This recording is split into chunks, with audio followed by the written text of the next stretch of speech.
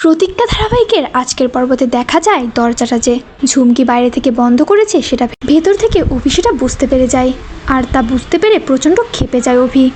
মনে মনে ভাবতে থাকে, এই মেয়েটা দিনের পর দিন বাড়াবাড়ি করে চলেছে না, আর বেশি দিন এই মেয়েটার বাড়াবাড়ি টলারেট করা যাবে না। অভি, তোকে কিছু একটা করতেই হবে। এরপর অভি তার ব্যালকনি দিয়ে নিচে নেমে যায়। অন্যদিকে ঝুমকি তো মনে মনে ভেবেই নেয় যে অভি তো এই ঘরে আটকেই থাকবে সারাদিন, বাইরে যাওয়ার কোনো সুযোগই নেই। আমি বরঞ্চ এবার যাই, খুব সুন্দর করে সাজুগুজু করে নিই।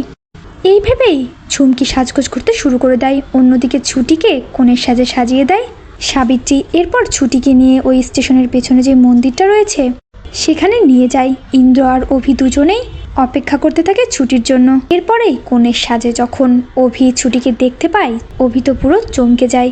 অভি অবাক নয়নে তাকিয়ে থাকে ছুটির দিকে। অন্যদিকে ইন্দ্র মনে মনে ভাবতে থাকে এদের দুজনের প্রেম তো হবেই হবে। এদিকে পুরোহিত মশাইও তাড়া দিতে থাকে। এরপরে অভি ছুটির হাত ধরে মন্দিরের ভেতরে চলে যায়। অভি পুরোহিত মশাইকে বলে ওঠে, পুরোহিত মশাই বিয়ের ব্যবস্থা করুন। পুরোহিত মশাইও বিয়ের সমস্ত ব্যবস্থা শুরু করে দেয়, আর দুজনের বিয়েও শুরু হয়ে যায়। এরপর একে একে 7 পাক ঘোরার সময় চলে আসে।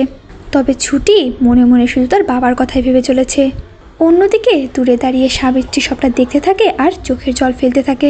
সাবিত্রী মনে মনে ভাবতে থাকে ছুটি আর যা করছে সবটাই জেঠুর জন্য করছে। নিজের আপন সন্তান না হওয়া সত্ত্বেও ছুটি যে এমনটা করতে পারে সেটা ছুটিকে না দেখলে আমি কখনোই বুঝতাম না।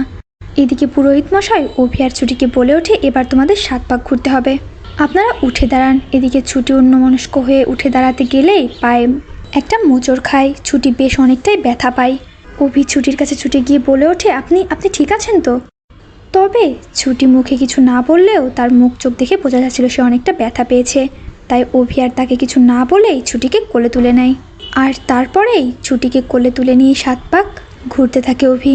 যা দেখে তো সকলেই পুরো অবাক হয়ে যায়। এদিকে সাবিত্রী মনে মনে ভাবতে থাকে ছুটি কি আসলে সত্যিই পাবে জীবনে নিজের স্বামীর ভালোবাসা?